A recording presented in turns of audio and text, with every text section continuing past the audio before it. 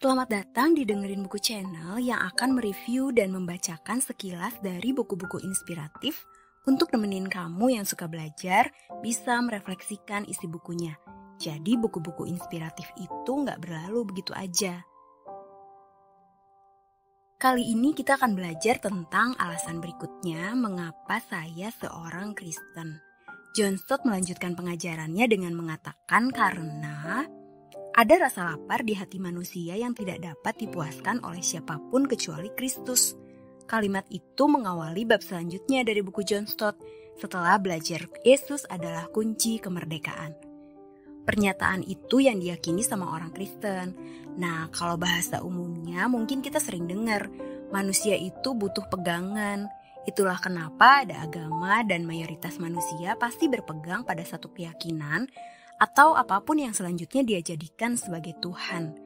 Entah Tuhan yang sudah diperkenalkan dan sudah diyakini oleh banyak orang, atau sosok yang dikagumi, atau diandalkan, atau juga dirinya sendiri. Kalau Richard North bilangnya, manusia itu punya kebutuhan menyembah sesuatu. Bahkan ateis pun mungkin sebenarnya punya Tuhan dalam hidupnya. Entah itu teknologi, ilmu pengetahuan, uang, disadari atau tidak disadari dijadikan Tuhan di dalam hidupnya, karena memang ada kebutuhan itu. Dua hal ini nih yang menurut John Stott jadi perbedaan manusia untuk menjawab apakah benar manusia itu butuh sosok powerful untuk disembah. Karena yang membedakan itu bukan sebagian butuh untuk menyembah sesuatu dan yang lain enggak, tapi mungkin lebih tepatnya yang sebagian itu sadar akan kebutuhannya dan yang lain enggak. Perlu diakui juga bahwa masalah terbesar manusia itu adalah kesadaran. Iya enggak?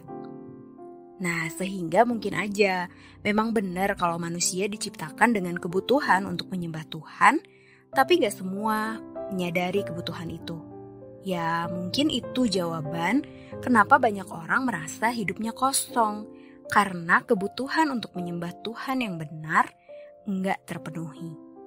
Dan kalaupun udah menyadari manusia punya kebutuhan itu, banyak yang beranggapan, khususnya orang ateis, percaya kalau Tuhan itu cuma fiksi, imajinasi, karangan manusia aja supaya bisa merasa aman. Tapi sebagai seorang Kristen, tentu kita lebih percaya bahwa Tuhan itu real. Kita udah belajar dari beberapa bab sebelumnya yang sedikit demi sedikit menolong kita punya konsep utuh tentang alasan mengapa kita seorang Kristen. Dengan kata lain, kita punya alasan kuat mengapa percaya Yesus adalah Tuhan dan itu bukan imajinasi aja. Balik ke kalimat awal tadi ya, sebagai orang Kristen kita pun akan dengan berani mengatakan ada rasa lapar di hati manusia yang tidak dapat dipuaskan oleh siapapun kecuali Kristus. Kata John Stott, kalimat ini udah divalidasi sama jutaan orang Kristen, termasuk saya sendiri. Bagaimana dengan kamu? Apa kamu sudah mengalami pemenuhan oleh Kristus? Atau kalau belum, lihat video 1-5 boleh ya didengerin, direnungkan dan direfleksikan sama pengalaman pribadi. Kalau jutaan orang sudah mengalaminya, kenapa kita enggak? Mengalami kepenuhan, merasa utuh karena hasrat terdalam kita dipuaskan oleh Kristus. Pribadi yang memang seharusnya menempati ruang khusus dalam hati kita. Topik ini sekali lagi menolong kita mengenal diri dengan lebih utuh, bahkan menolong kita menyadari hasrat terdalam apa yang harus dipenuhi untuk menjadi manusia seutuhnya.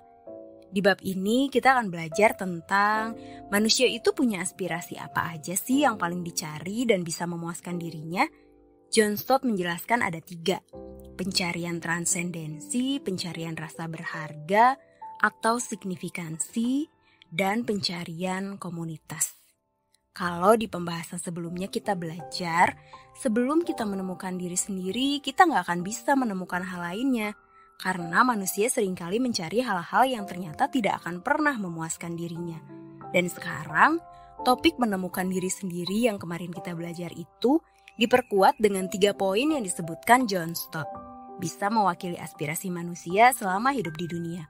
Itulah yang esensial dari apa yang dicari manusia. Setelah kita belajar untuk menerima diri dengan seimbang, kita akan belajar untuk menemukan diri, mengalami kepenuhan dalam Kristus dan menjadi manusia yang utuh. Tapi mungkin kita nggak akan bahas semuanya ya. Kamu bisa baca bagian lainnya dan sekarang mari kita belajar tentang pencarian transendensi. Mungkin kata transenden jarang kita gunakan ya, kecuali yang emang mendalami teologi yang udah cukup sering membahas tentang transendensi. Tapi ini cukup penting, jadi mari kita belajar. Apakah yang dimaksud pencarian transendensi? Kita bisa memahaminya sebagai pencarian realitas yang berada di luar atau di atas tatanan dunia yang selama ini bisa kita lihat. Atau istilah umumnya itu sesuatu yang mistis, sesuatu yang berbeda, yang lebih dari biasanya. Sesuatu yang mengagumkan, gak bisa dipahami atau diukur secara ilmiah.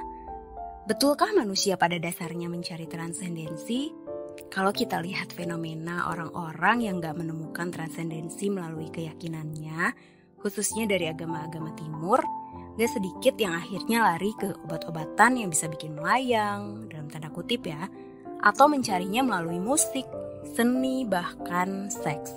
Kalau kata Malcolm, seks itu adalah mistisisme kaum materialis, atau misal mencarinya melalui yoga. Lalu bagaimana dengan orang Kristen? Balik ke pernyataan awal tadi ya, orang Kristen percaya bahwa pencarian transendensi itu adalah aspirasi dasar manusia yang hanya bisa dipenuhi oleh Yesus Kristus. Seperti apa peran Yesus Kristus? Kita udah belajar dari bab-bab sebelumnya, kalau dosa membuat kita najis dan terpisah dari Allah, tapi Kristus sudah mati untuk menebus dosa dan mendamaikan kita supaya bisa berelasi lagi sama Allah. Relasi dengan Allah inilah yang menjadi pemenuhan aspirasi kita akan sesuatu yang transenden. Karena Allah yang menciptakan kita itu transenden. Dan ingat, dasar pemuridan Kristen adalah pertumbuhan dari hubungan pribadi dengan Tuhan. Tuhanlah yang menjadi realitas besar dalam hidup kita, sesuatu yang transenden. Buat kamu yang mungkin masih menjawab, mengapa saya seorang Kristen karena orang tua atau karena ikut teman dan belum punya hubungan pribadi dengan Tuhan, mungkin setelah buku ini dibahas, dengerin buku channel akan coba membahas buku dari Pak Yakub yang judulnya Mengenal dan Bergaul dengan Allah. Karena kebutuhan utama kita itu bukan agama yang hanya dijalanin ritual keagamaan aja, tapi juga benar-benar ada pengalaman sama Tuhan, pengalaman sama pribadi yang transenden, yang gak bisa digantikan sama narkoba, seks, musik, atau gerakan-gerakan spiritual yang aneh-aneh. Pencarian kedua itu adalah pencarian rasa berharga atau signifikansi. Kata John Stott, signifikansi itu adalah dasar untuk bertahan hidup.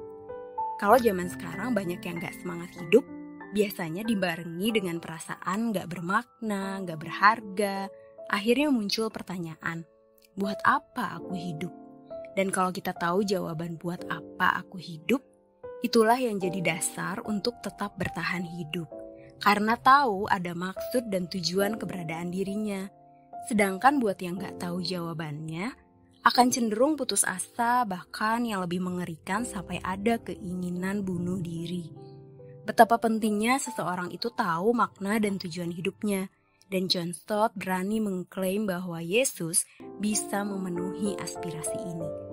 Yesus memberikan rasa berharga kepada kita, bukan hanya karena dia tahu siapa diri kita, tetapi juga mau berelasi dengan kita. Bayangin deh, pribadi yang nyiptain kita berelasi sama kita.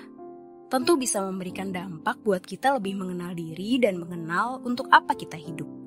Di pembahasan sebelumnya kita juga udah belajar kalau kekristenan menolong kita lebih mengenal diri, dan hampir semua bab juga terus menyampaikan betapa Yesus itu sangat mengasihi kita sampai rela disalib supaya kita diperdamaikan dengan Allah yang kudus. Kita yang najis dikuduskan untuk bisa berelasi lagi dengan Allah, pencipta kita. Bukti betapa kita ini berharga. John Stott tulis, tidak ada yang dapat meyakinkan kita tentang keberhargaan diri kita seperti salib Kristus. Lagi-lagi kita melihat ya, kebutuhan dasar hidup manusia itu bisa dipenuhi oleh Kristus. Ya, hidup emang gak selalu mudah. Mungkin manusia bisa mengecewakan dan bisa menjatuhkan harga diri kita, tapi harga diri kita nggak bisa ditentukan sama manusia lain yang juga berdosa. Hanya pencipta kita aja yang bisa menilai harga diri kita. Dan jawabannya, kita sangat berharga. Sampai Yesus rela mati di salib untuk menebus kita dari kuasa dosa. Poin ini sekali lagi menjelaskan bahwa Kristus mampu memuaskan aspirasi kita. Yang ketiga, pencarian komunitas. Nah, sebelum masuk topik ini, perlu banget nih pencarian transendensi dan rasa berharga itu kamu pahami dulu. Baru masuk ke pencarian komunitas. Dan mungkin kamu bisa renungkan sendiri dengan baca bukunya ya, sambil kamu juga terus bertanya sama diri sendiri. Dari apa yang diajarkan John Stott ini, pengalaman dalam diri kamu itu seperti apa sih? Dan ketika kamu menemukan kisah kamu sendiri, kamu juga sebenarnya sedang perlahan-lahan mengenal keunikan kamu. Jadi itulah kelanjutan dari renungan mengapa saya seorang Kristen. Setiap jawabannya bukan hanya untuk bisa menjawab tantangan dari orang lain yang mungkin ingin menggoyahkan iman Kristen kita, tapi juga untuk kita bisa semakin bersyukur. Bersyukur karena kita menjadi orang-orang pilihan yang bisa punya pengalaman bersama Tuhan yang hidup. Selamat merenungkannya ya. Tuhan memberkati.